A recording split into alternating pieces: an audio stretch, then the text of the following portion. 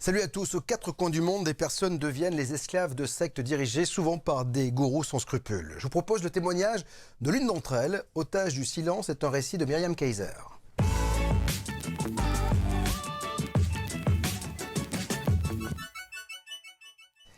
Myriam qui est en duplex. Bonjour Myriam. Bonjour.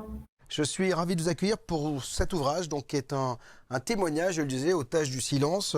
Vous avez été l'esclave d'une secte captive durant près de 20 ans et ça a commencé à l'âge de 2 ans. Alors, c'est un vrai témoignage que j'avais envie d'avoir de votre part parce que c'est un peu une nébuleuse, les sectes. C'est-à-dire qu'on en parle ici ou là, on ne sait pas vraiment comment on s'y retrouve, comment on peut en sortir.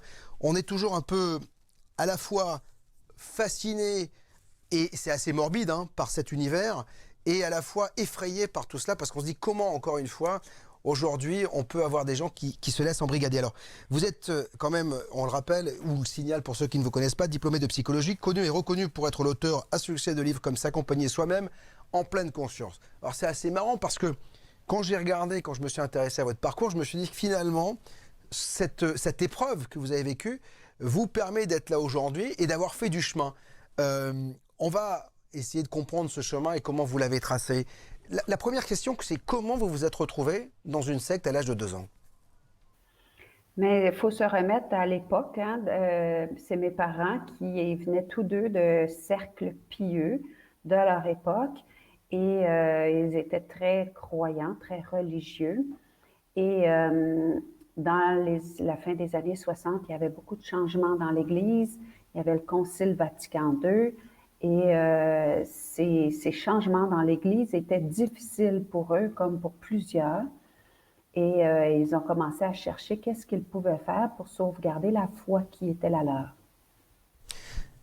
Moi, je comprends la foi, la volonté d'aller plus proche ou plus près du Seigneur, de donner, d'exprimer sa foi, etc. Mais quoi qu'il en soit, vous étiez gosse, c'est-à-dire qu'à un moment donné, il y a les adultes et puis il y a les enfants.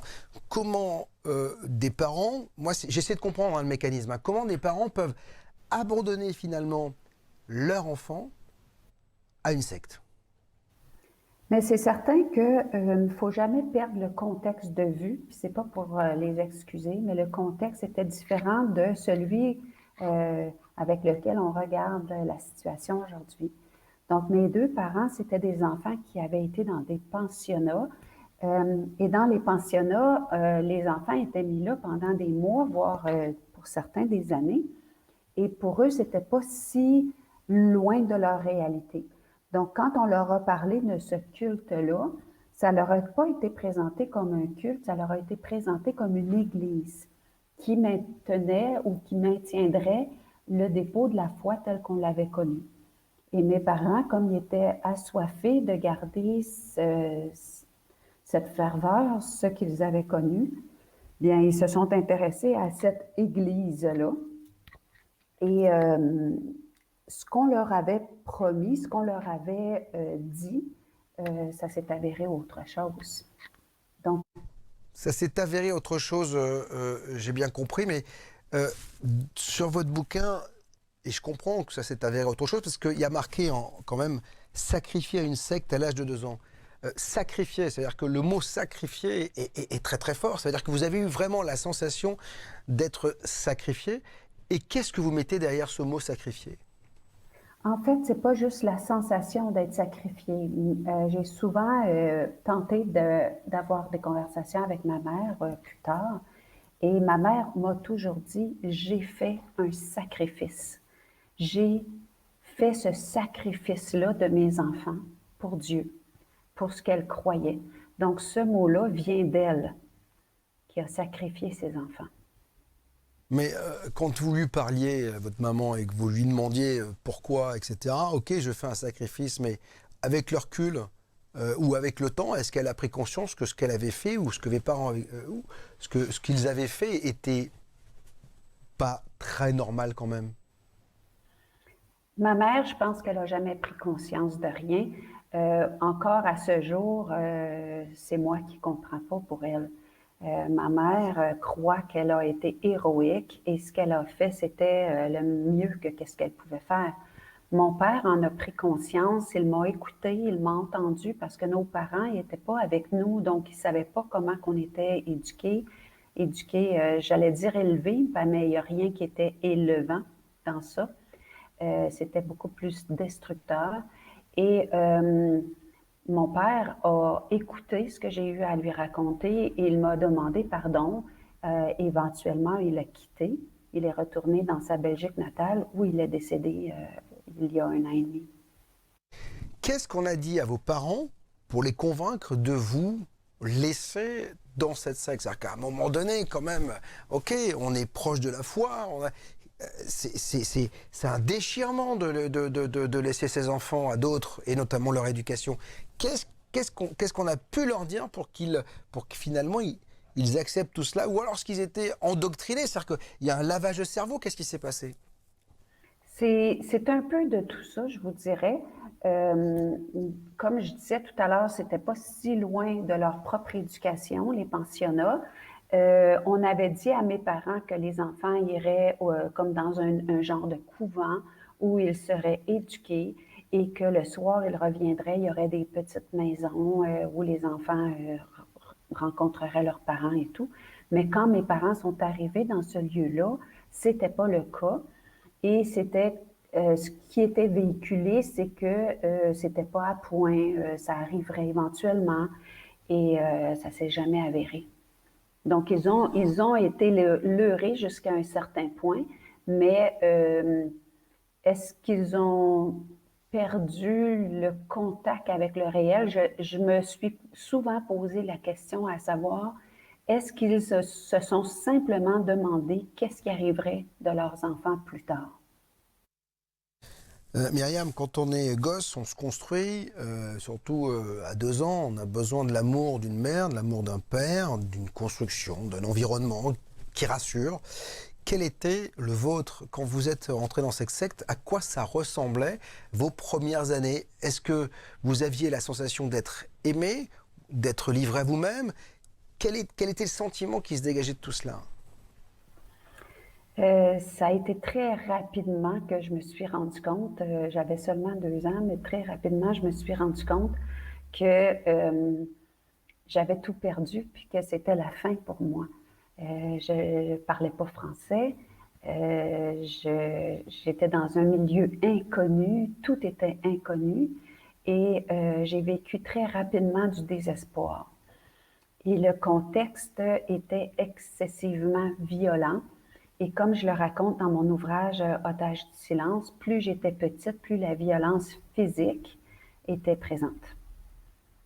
Quand vous dites violence physique, ça allait jusqu'où? C'est-à-dire qu'on vous battait, on vous mettait à l'isolement? Qu'est-ce qui se passait? Ce que vous avez nommé est pire encore. Mais il faut vraiment lire le livre pour savoir tous les détails de comment on peut aller loin dans la violence qu'on peut faire vivre à des enfants. Mais c'était assez violent, euh, traumatisant et c'était quotidien. Il y a quelque chose que j'ai du mal à comprendre parce que quand on a une secte qui est dédiée à la foi, à Jésus, à Dieu, on n'est pas là pour faire souffrir. C'est-à-dire que si la religion a été créée ou si elle s'est imposée aux hommes ou si Dieu existe, hein, moi je suis toujours je mets des points d'interrogation partout parce que encore aujourd'hui je n'ai aucune preuve, mais dans tous les cas, si tout cela est une réalité, si Dieu existe, Dieu, on dit, Dieu est amour. Comment on peut avoir des ministres de Dieu qui font du mal à des enfants? Ben, on a juste à regarder l'histoire de l'Église et c'est pas quelque chose qui est nouveau là, que ce que cette secte-là ont fait. Dans l'Église, on a toujours véhiculé que c'était important la souffrance et au fil des siècles, tous les saints ont montré que si la vie nous en offrait pas suffisamment, on se la créait. Donc pour les gens religieux au niveau de cette religion catholique, la violence envers les enfants a toujours été. Et c'est la façon de nous casser, c'est la façon de nous mener dans le moule, dans ce qui est prévu. Euh, et il y a beaucoup, beaucoup de, comment je dirais ça, d'aberrations entre ce qu'on véhicule au niveau de l'amour, justement, comme vous le dites, et la façon qu'on traite les gens. D'ailleurs, on a juste à regarder comment la base de cette religion était toujours la peur. La plupart des religions, d'ailleurs, c'est toujours la peur du châtiment, toujours le sentiment d'être pas adéquat, qu'il faut réparer, faut une rédemption. Et dans ma vision à moi, où est la peur? Dieu n'est pas, hein? Dieu est amour. Donc, déjà là, il y a beaucoup de questions à se poser. Mais la violence, est-ce que il...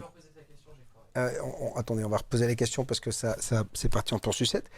Myriam, est-ce que il légitimait la violence? Est-ce que vous aviez ils avaient un alibi à la violence? Vous étiez, pourquoi vous battait-il? Pourquoi était-il violent avec les enfants?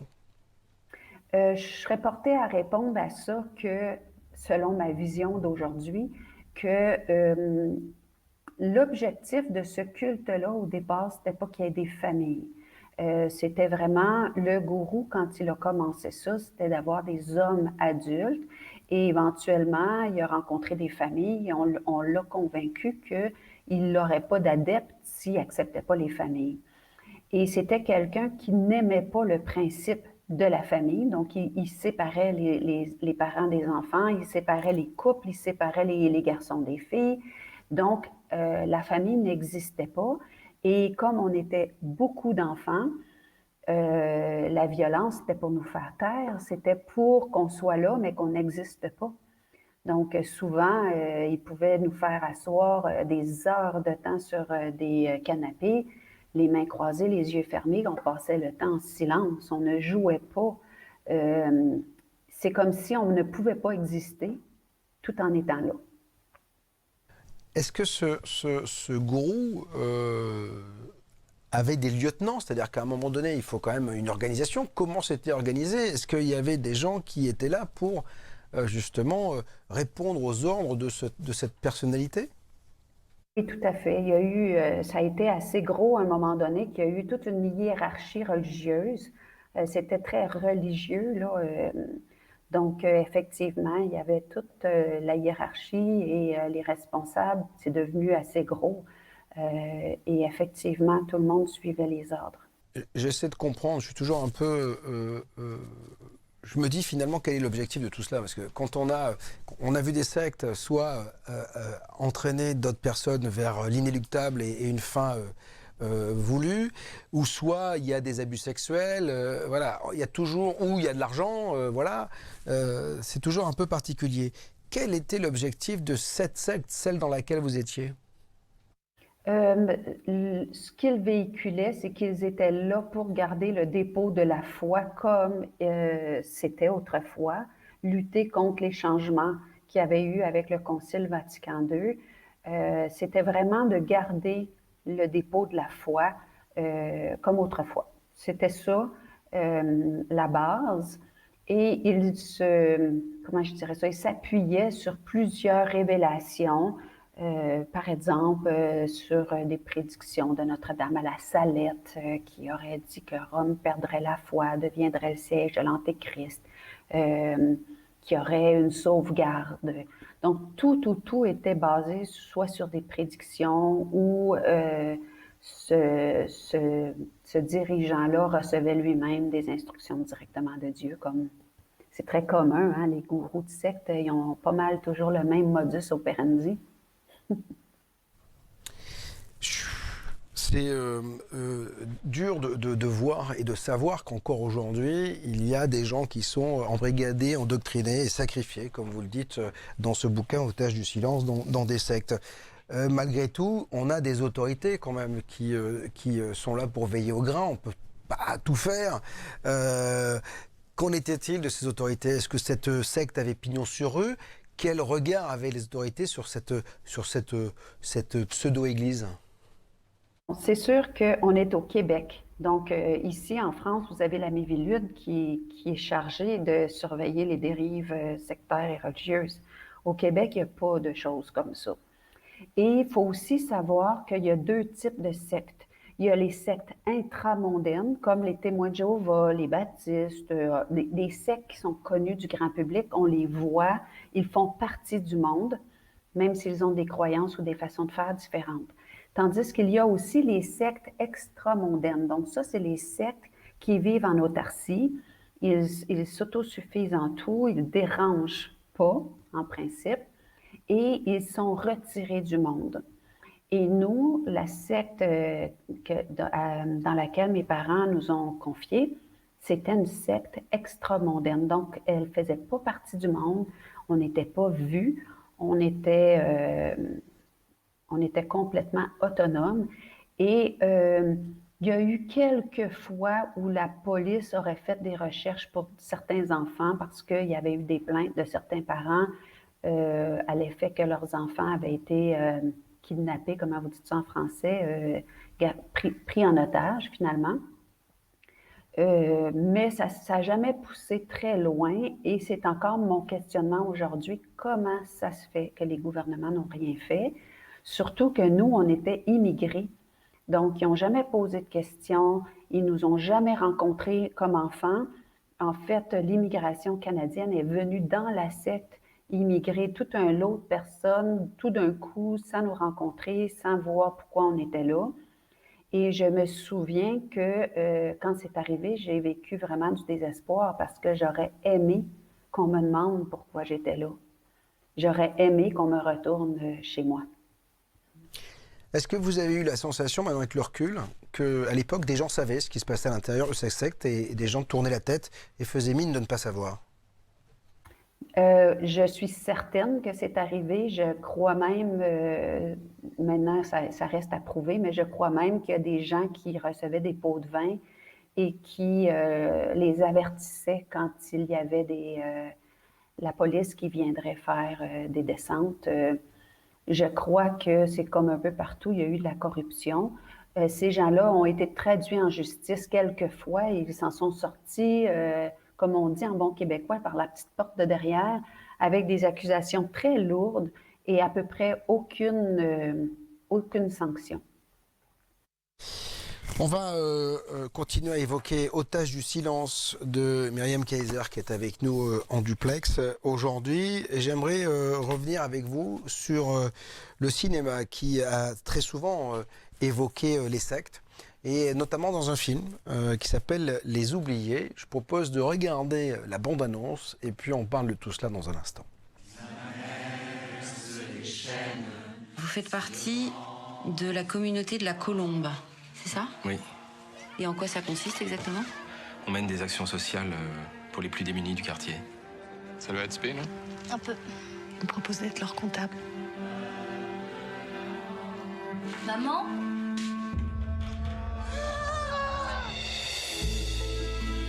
Je m'inquiète pour maman. Bah, tu pries pour elle. Le Saint-Esprit l'aide à guérir. T'y crois, toi? Ça se passe bien dans ton couvent? Tu connais rien à ma vie, alors ferme-la. Mais tu vas te calmer, Mère Teresa. Va rejoindre tes moines! Pauvre fille! Je vous cache pas que l'attitude violente qu'a eue votre fille, ça me préoccupe. On va prier sur elle. Jésus fait que les parents ne rentrent plus jamais. Et Mathieu à ne plus puer du cul. Tu vois pas dans quel état ils te mettent? Tu arrêtes maintenant! Laisse-moi, toi!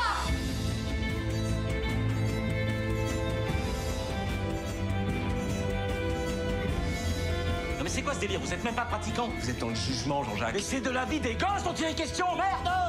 C'est pas normal, Camille. T'inquiète. Putain, mais arrête de faire comme si tout était normal. Fais semblant. Je veux plus faire semblant. Pour sortir, faut qu'on se ressemble.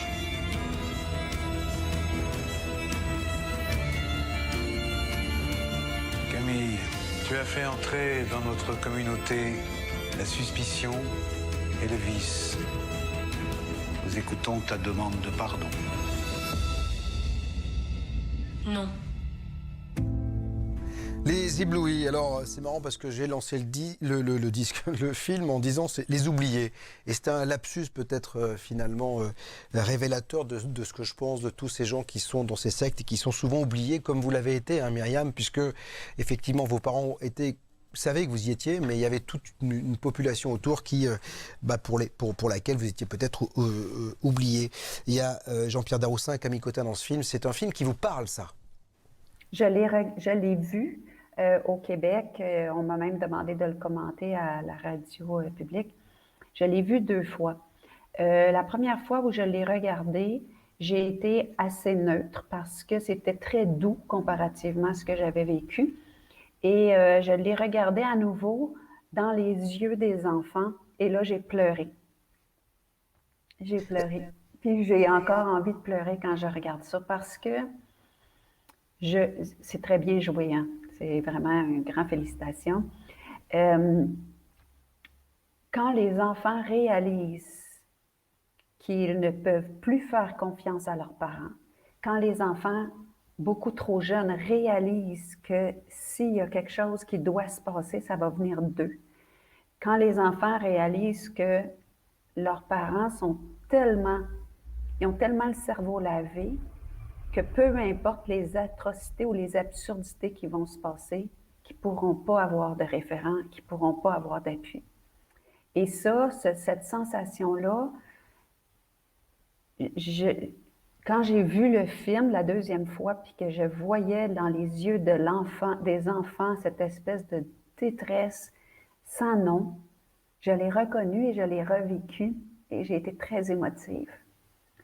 Dans le film, quand la petite fille va courir à sa mère pour lui dire que son petit frère est en train de se faire agresser sexuellement, puis que sa mère ne la croit pas, puis qu'elle la gifle, j'ai vécu exactement la même chose. Quand on isole la petite fille parce que c'est impensable tout ce qui arrive, puis qu'elle a encore un jugement critique, cette belle petite fille-là, j'ai vécu exactement la même chose. Et le choix de s'évader, ça devient, on voit dans ce film-là toute l'ambivalence de la petite fille qui veut aller à la police, mais qui en même temps ne veut pas qu'on maltraite ses parents. Ça m'a pris 30 ans avant d'écrire cette biographie-là parce que je savais que je ferais mal à ma famille. Je savais que... mais en même temps, c'est comme... T'es pris. C'est pour ça que c'est otage du silence. On devient otage de tout ce qui nous est arrivé. On devient otage de l'amour qui est là parce que c'est un peu le syndrome de Stockholm. On finit par aimer nos agresseurs parce que c'est les mêmes personnes qui nous battent ou qui nous agressent, c'est les mêmes personnes qui nous logent et qui nous donnent à manger. C'est les mêmes personnes avec qui on a grandi, qu'on a aimé. Hein? On a passé Moi, j'ai passé 20 ans avec du monde. Dans le cas de la secte où j'ai été, le gourou du temps où j'étais là, il est décédé, mais la personne qui est responsable maintenant, c'est un enfant avec qui j'ai grandi. Et ça devient difficile de les dénoncer, de les pointer du doigt parce qu'ils sont aussi des enfants victimisés, qui n'ont rien connu d'autre. Et de les dénoncer publiquement, on développe aussi la peur que les gens les blessent parce que c'est des enfants qui ne connaissent rien d'autre. Donc, ça devient très, très emberlicoté à l'intérieur de soi sur qu'est-ce que je fais, pour quelle raison je le fais. C'est pas simple. On dit souvent que des enfants ou des adultes violents ont été les victimes elles-mêmes de violences. Alors, si les gens qui aujourd'hui dirigent cette secte sont ceux qui étaient enfants avec vous, ils ont été violentés également. C'est-à-dire que, est-ce qu'on sait que dans cette secte aujourd'hui, il y a encore les mêmes violences? Est-ce qu'il y a encore des agressions sexuelles? Est-ce qu'il y a tout ça? Moi, j'ai quitté il y a déjà 30 ans. Ce que j'entends, parce que j'ai encore des liens avec des gens qui, de temps en temps, ont des liens plus personnels, c'est que c'est beaucoup moins violent. Ceux qui ont pris la relève, comme ils ont vécu eux-mêmes ça, il y a plus de bonté. La seule problématique, c'est que ces gens-là ont grandi dans un contexte où il y a certaines choses qui ne se font pas et ils ne savent pas que c'est mal. Comprenez-vous? Oui, je comprends bien. Et j'ai envie aussi de savoir qui sont les proies de ces sectes. Est-ce qu'il y a un milieu, un terrain, un terreau particulier? Est-ce qu'il y a, est-ce qu'il y a une culture particulière? Est-ce qu'il y a une caste sociale particulière qui se retrouve dans ces sectes? Ou alors il y a tout le monde? Il peut avoir tout le monde. Et la plupart des gens se disent que ça serait impossible qu'on puisse leur laver le cerveau comme ça. On a juste à regarder les médias, puis on voit que tout le monde est influençable. Donc, puis on est dans une période où est-ce que ça, c'est très bien prouvé, on s'entend.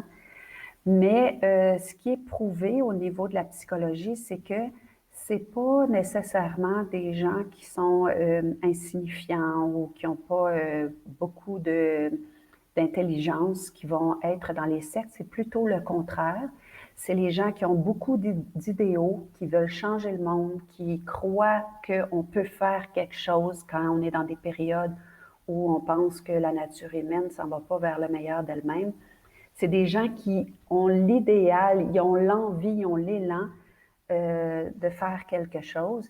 Et il ne faut pas penser qu'ils rentrent dans les sectes en sachant la violence, en sachant les abus. C'est très subtil comment on emmène quelqu'un à faire ça. C'est de la même façon qu'un amoureux peut amener sa conjointe ou son conjoint à accepter d'une façon subtile des choses qu'il n'accepterait pas. Et c'est très subtil.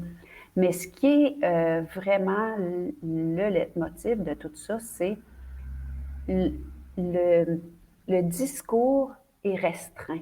Le discours est toujours le même. On a juste à regarder les médias aujourd'hui. Quand on a toujours le même discours, on va créer quelque chose. Mais c'est la même chose. Et c'est subtil. C'est pas aussi grossier que qu'est-ce que les gens pensent. C'est subtil. Au début, tu es intégré, tu es apprécié pour tes forces. Moi, mes parents, c'était 2 universitaires. C'était pas des innocents, là. Puis quand je regarde la moyenne des adultes qui étaient dans cette secte-là, c'était des parents qui avaient des carrières, on avait des médecins, on avait pilotes d'avion, on avait des gens qui n'étaient pas des sans-abri, là. On était dans une époque où il y avait beaucoup d'enfants dans les familles, donc des fois ça mettait un poids sur ces parents-là. Est-ce qu'il y avait des difficultés conjugales? Je pense pour plusieurs, mais qui en a pas?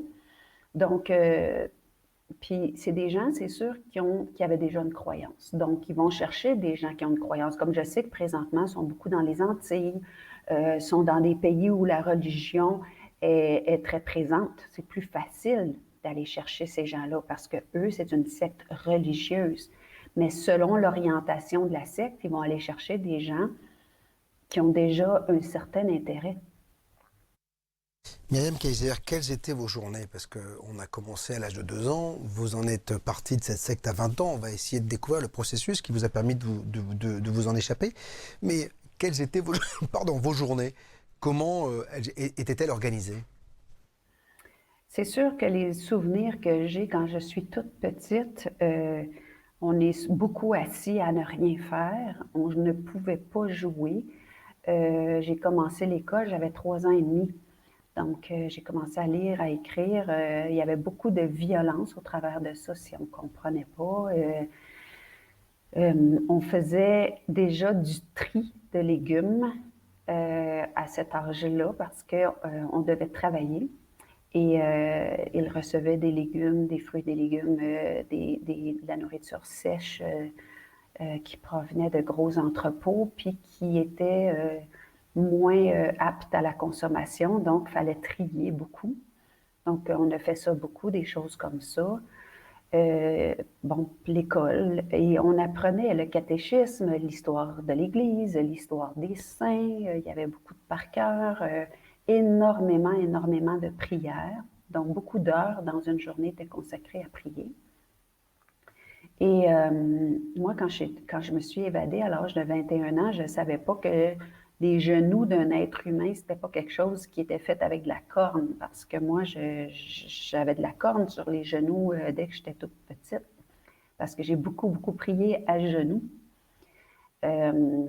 Et progressivement, c'est sûr que le travail, vu que tout était fait sur place, le travail a pris énormément de place. Donc, c'était le travail et la prière qui étaient vraiment présents. J'ai énormément travaillé. Il y a eu des avantages. Aujourd'hui, je sais à peu près tout faire, mais on a été usé aussi. Oui, vous savez presque tout faire, mais à quel prix? Est-ce que vous êtes encore croyante aujourd'hui? La croyance ou la conscience, voilà la question. Pour moi, la croyance, c'est un peu comme une technologie complètement désuète. Euh, la croyance s'est évanouie d'elle-même sans que j'aie fait un choix. Je pense que j'avais jamais vraiment choisi ça. Et quand je regarde les croyants aujourd'hui, c'est possible que ça l'aide certaines personnes, mais moi, tout ce qui exclut et rejette ce qui ne pense pas comme eux, parce que pour moi, la croyance, c'est quelque chose que vous pensez comme moi, vous faites comme moi selon des règles préétablies, avec énormément d'assujettissement, de peur et de menaces. Et si vous ne pensez pas comme moi, vous êtes jetable, vous n'êtes pas bon. Alors que mon focus s'est orienté à mesure que ça s'est déployé pour moi vers la conscience, qui est beaucoup plus inclusive, qui est beaucoup plus dans la bienveillance, qui est beaucoup plus dans la présence à ce qui est et dans moins de résistance. Donc, j'ai opté pour la conscience versus la croyance. On a parlé de la petite enfance et l'adolescence, c'est le moment où on devient femme, c'est le moment où on commence à penser véritablement par soi-même, en se dire est-ce que finalement ce qu'on me montre c'est la réalité? Comment vous avez vécu cette adolescence? J'avais pas le même questionnement que ce qu'on peut imaginer parce que j'avais rien pour me montrer autre chose. Donc, on peut avoir un jugement critique quand il y a quelque chose qui nous donne des choix. Mais quand il n'y a pas de choix, c'était toujours les mêmes vues. J'étais dans un environnement qui m'offrait rien d'autre. Donc, comment je dirais, la révolte de l'enfant, c'est parce que il veut s'identifier à autre chose. Il y a quelque chose. J'ai eu des révoltes intérieures, mais ça a beaucoup plus ressemblé à un sentiment de mourir, un sentiment de ne pas être comprise, un sentiment d'effondrement intérieur, mais j'avais rien sur quoi amener ma révolte. Je ne sais pas si vous comprenez ce que je veux dire. Je ne pouvais pas dire, moi, je veux telle chose. Il n'y avait pas d'autre chose. J'étais pas dans une secte qui était dans le monde. Donc, je ne voyais pas d'autres enfants habillés différemment. Je ne voyais pas d'autres enfants faire des choses différentes de moi. Je ne voyais pas... tout le monde, on était habillés pareil. Tout le monde, on faisait les mêmes choses. Et j'étais coupée du monde. Je venais d'une autre planète. Donc, j'avais pas... je mentalisais pas ce que j'aurais voulu parce qu'il n'y avait pas d'autre chose. Mais je souffrais énormément psychiquement à un point tel que j'ai vraiment pensé que soit je mourrais ou que je deviendrais folle. Certes, vous n'aviez pas de référent, c'est-à-dire que vous ne saviez pas ce qu'il y avait ailleurs puisque vous étiez enfermé, mais vous vous êtes jamais posé la question avec les autres enfants, avec les autres adolescents, en disant mais il n'y a peut-être pas que ça, il y a peut-être autre chose.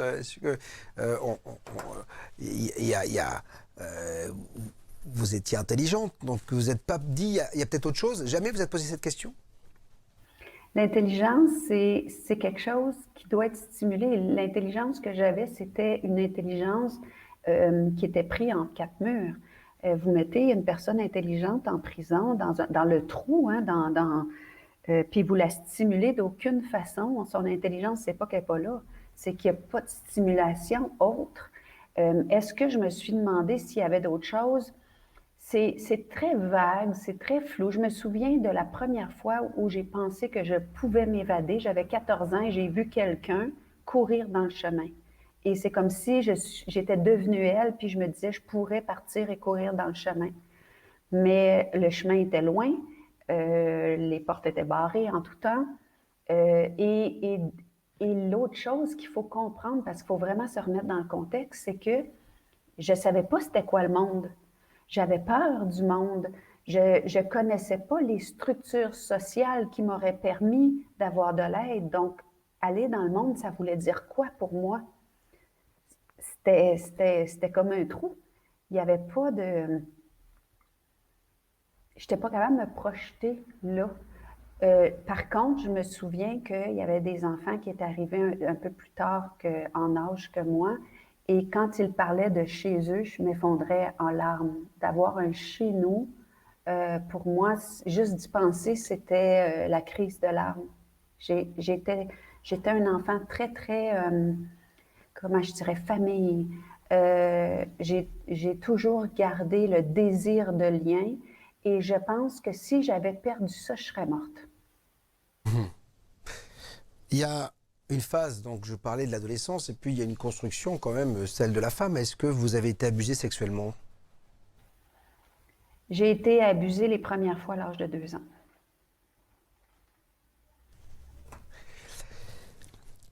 Aujourd'hui, vous en êtes sorti.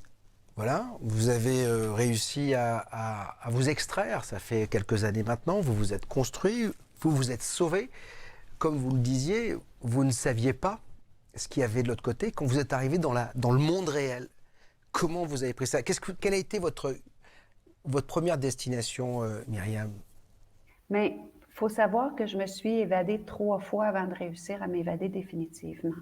La première fois, c'est que j'avais un de mes frères aînés qui s'était évadé et pour moi, c'était la façon dont on nous amenait ça quand quelqu'un s'évadait, c'est comme s'il était mort et même c'était comme pire qu'un suicide.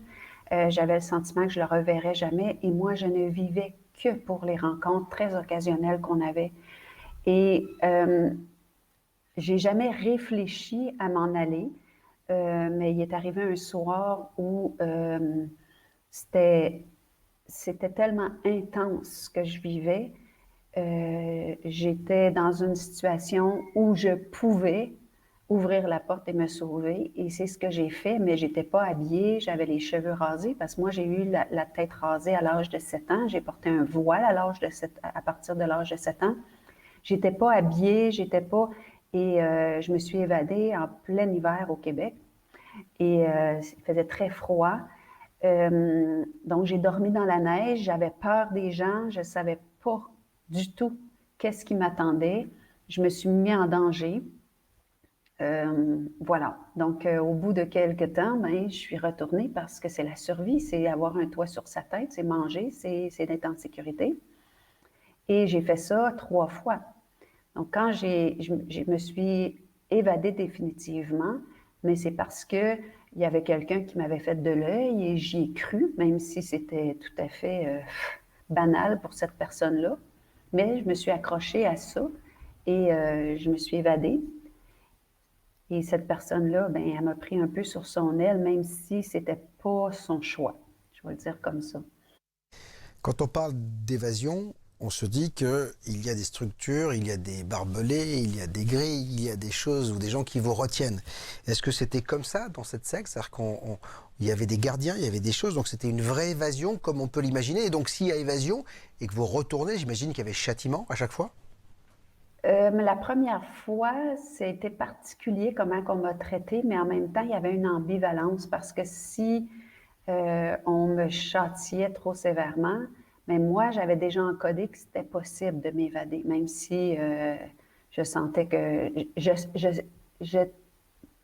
c'est difficile de mettre des mots, hein, mais c'est comme j'étais pas certaine de pouvoir intégrer cette société-là parce que j'en avais peur, je connaissais rien de la société. La deuxième fois, là, j'ai vu que la manière qu'on me traitait avait changé, puis j'ai été effectivement enfermée. Donc, quand on voit dans le film Les Éblouis qu'elle est dans une chambre, on la prive, elle est à l'écart des autres et on attend que le diable sorte d'elle, moi, j'ai vécu un genre d'enfermement qui a duré 2 ans. Et j'ai vécu du désespoir. On m'a enfermée avec des personnes qui étaient Alzheimer ou des problèmes sévères de santé mentale alors que j'avais 17-18 ans. Et je ne pourrai jamais mettre des mots sur ce que j'ai vécu dans cette période d'enfermement-là.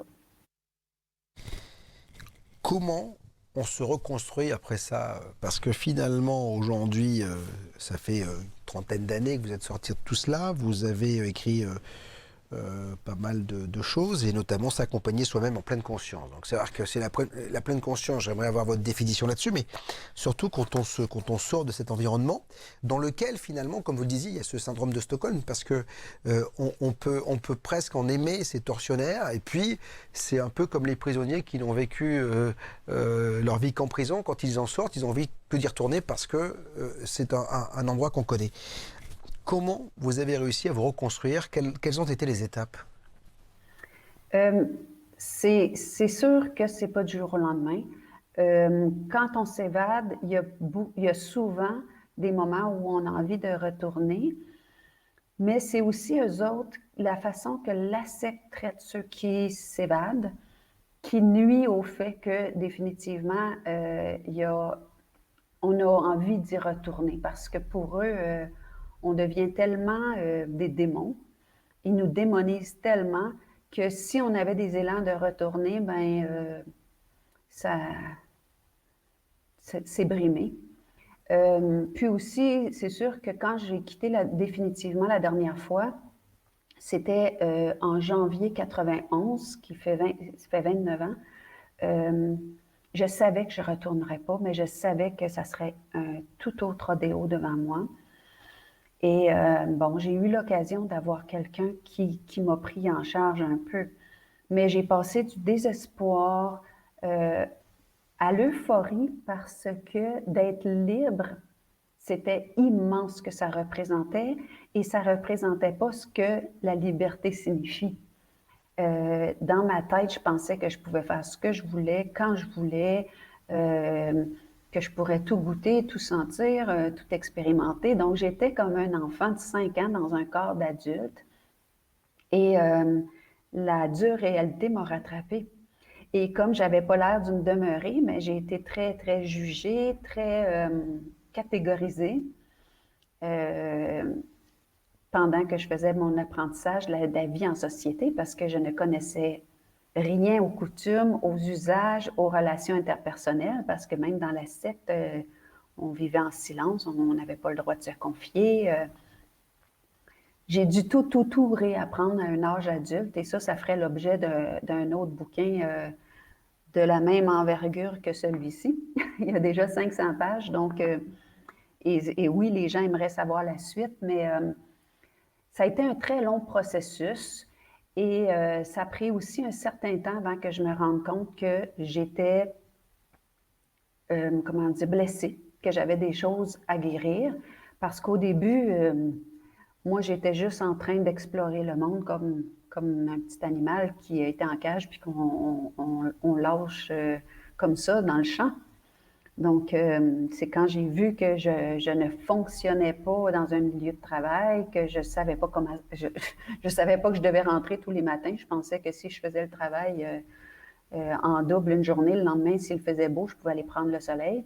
Je comprenais pas comment la société fonctionnait. Il y avait beaucoup d'absurdités pour moi. J'avais jamais écouté la télé, j'avais jamais écouté la radio, je connaissais rien des personnages publics. Je savais pas qui était Mickey Mouse, je savais rien. Donc, c'était tout en même temps, c'était énorme. Puis, bon, tranquillement, j'ai vu des psychologues, mais je comprenais pas comment ils raisonnaient. Je comprenais pas comment ils me voyaient. Donc, ça aussi, ça a été difficile. Ça a été très progressivement qu'il y a des choses qui ont rentré à l'intérieur de moi. Et là, j'ai commencé à chercher mon propre chemin, parce que l'aide que j'allais chercher, j'avais l'impression de ne pas être comprise. Est-ce que vous aviez la sensation, Myriam Kayser, d'être montrée du doigt, puisque vous étiez incomprise, d'être mis un peu au banc d'une marginalité? Et est-ce qu'il y a eu une enquête, d'ailleurs, après votre sortie? Une enquête de la part des gouvernements canadiens sur ça? Oui, de la police, des gouvernements. Bien, je sais qu'il y a eu une descente de police en 99, donc ça faisait déjà 7-8 ans que j'étais sortie. Mais encore là, hein, ils ont été avisés à l'avance, ça a tourné, comme on dit en bon québécois, en queue de poisson, donc autrement dit, c'est rien passé du tout.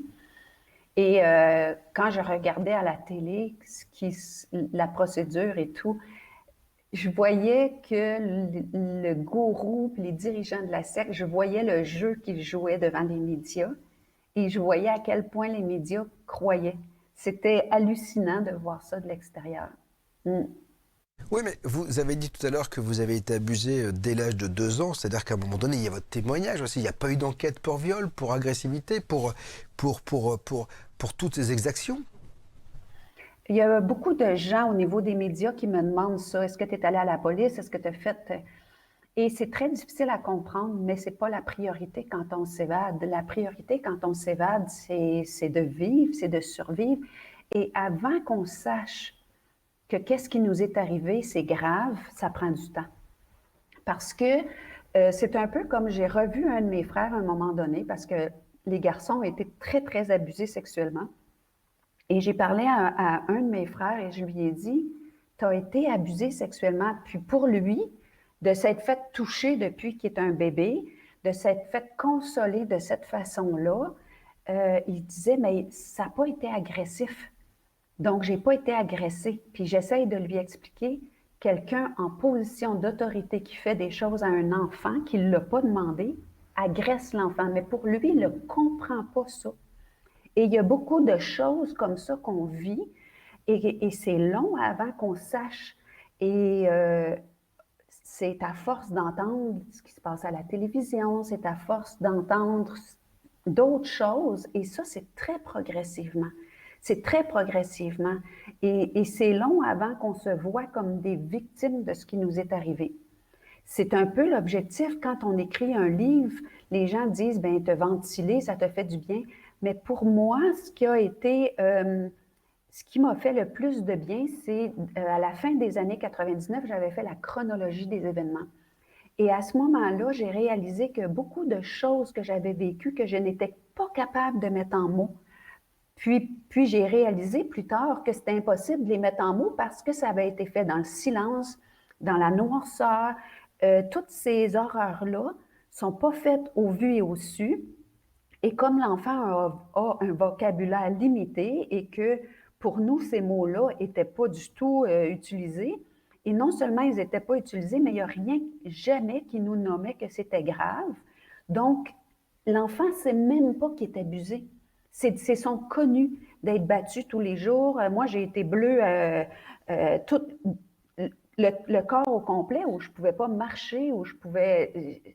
Et je ne pouvais pas dire... C'est anormal, ça fait partie de ton quotidien et c'est long avant qu'un être puisse le faire. Et même qu'aujourd'hui, je suis en contact avec quelques personnes avec qui j'ai grandi qui se sont aussi évadées, puis ils me disent, toi, Myriam, tu as les mots. Donc, merci de le faire. Nous, on n'a pas réussi à mettre des mots sur ce qui nous est arrivé. Puis au début, on a peur des mots. On a peur de nommer.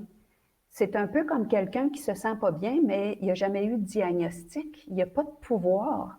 C'est de nommer avec les mots, comment je dirais, de prendre l'amplitude des mots pour nommer.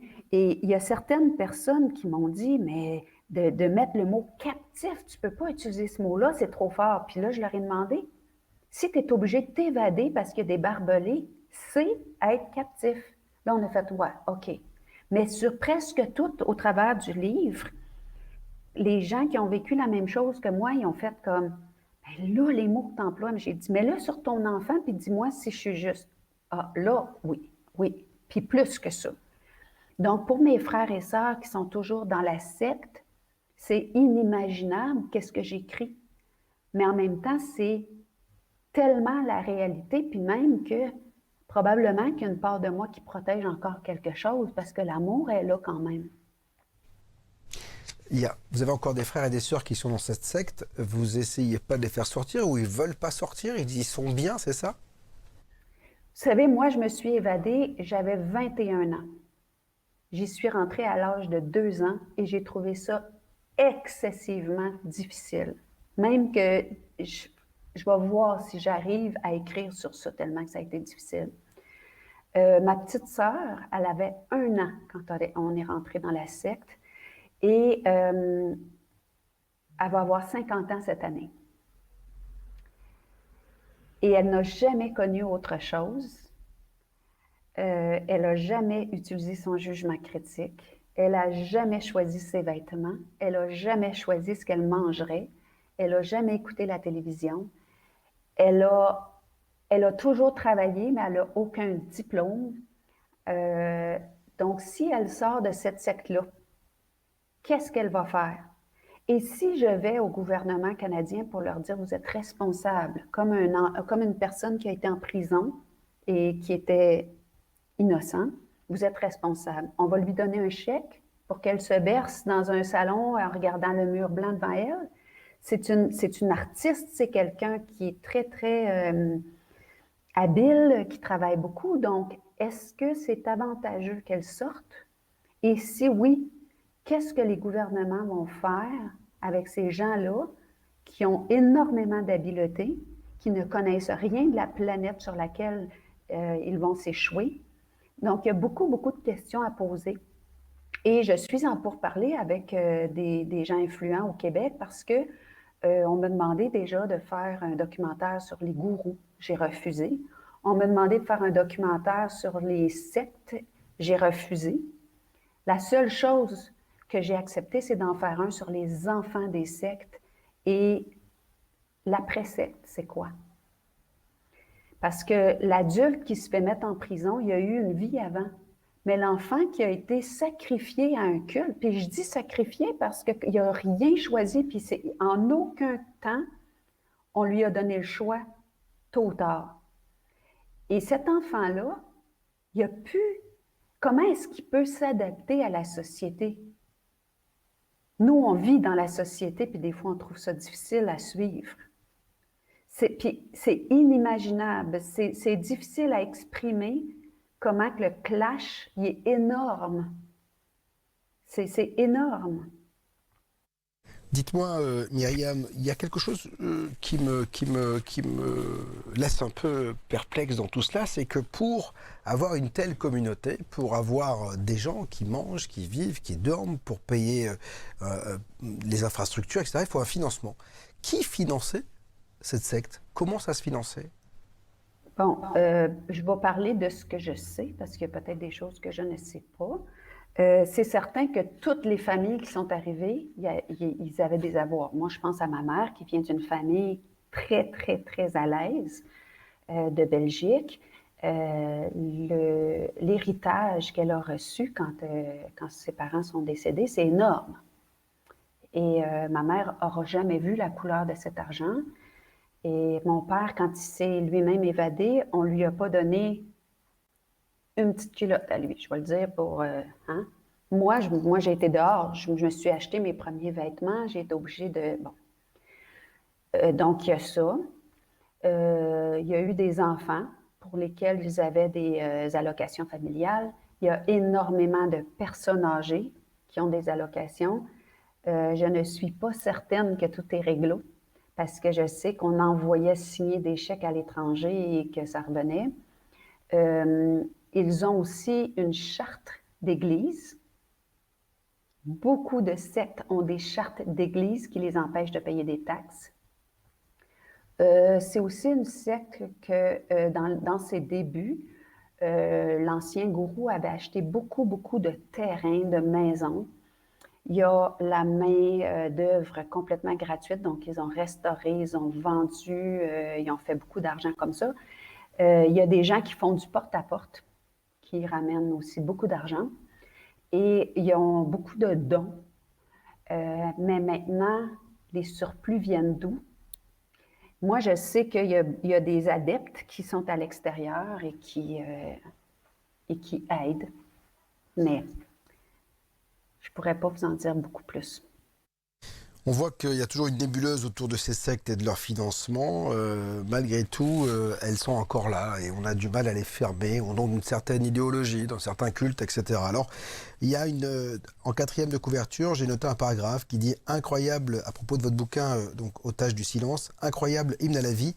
Otage du silence est un itinéraire de résilience qui montre que peu importe nos circonstances de départ, nous pouvons reprendre notre plein pouvoir. Alors c'est en cela, et c'est là-dessus qu'on terminera, parce qu'on a parlé bien sûr de ce que vous avez vécu de 2 ans à 21 ans, toutes ces épreuves, Et après, ça fait maintenant quelques années que vous en êtes sorti. Comment vous vous êtes reconstruite, et est-ce que cette épreuve, finalement, vous a apporté quelque chose? On dit que dans chaque épreuve, il y a du bon, même si c'est dur, ce que je dis là, mais est-ce que finalement, ce que vous êtes aujourd'hui vient de ce que vous avez vécu hier?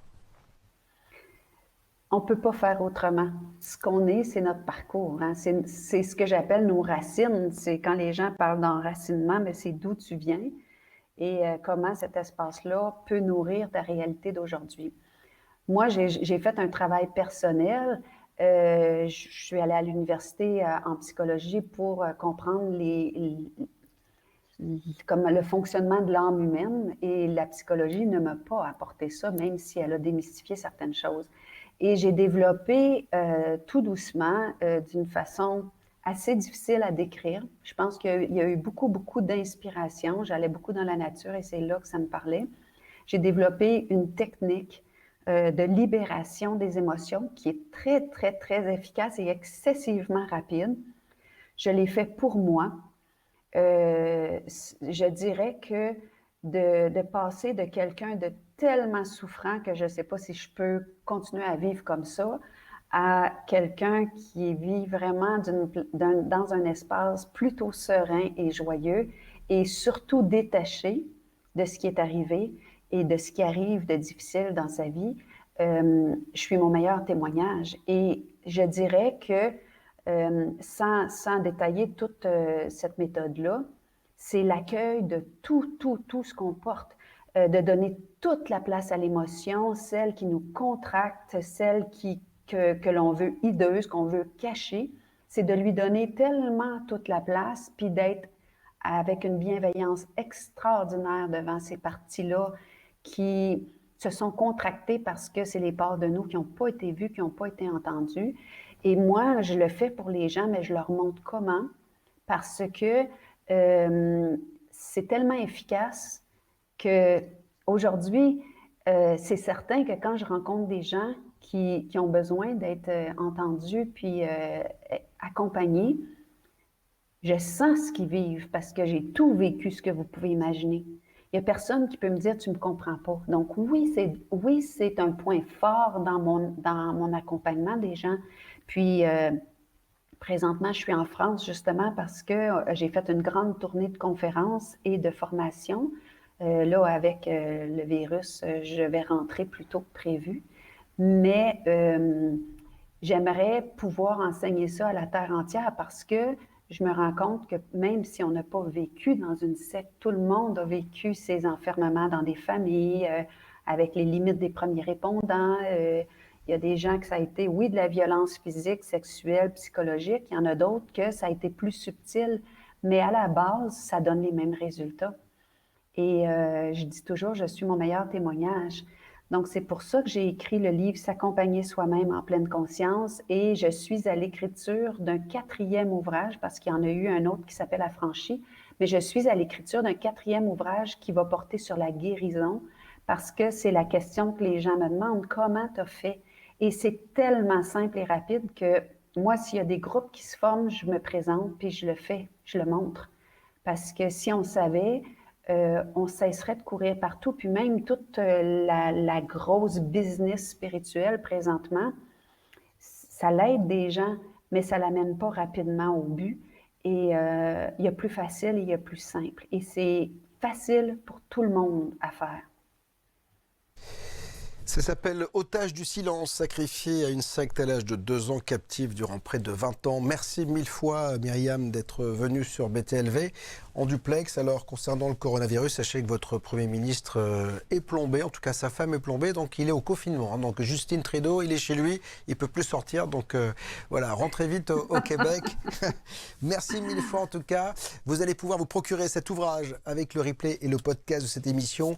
Merci, bon retour chez vous et à bientôt. Et puis, belle leçon de vie que vous nous avez donnée. Salut. Pour avoir accès à BTLV sur votre iPhone, il suffit d'ouvrir le navigateur Safari et de taper dans l'outil de recherche btlv.fr, tout simplement. Une fois arrivé sur le site de BTLV, vous cliquez sur cette petite icône en bas de l'écran. Ensuite, vous cliquez sur l'écran d'accueil. Vous cliquez sur ajouter. Et après, comme par magie, vous retrouvez l'icône BTLV sur l'écran de votre iPhone. Il vous suffira de cliquer dessus pour naviguer tranquillement sur btlv.fr.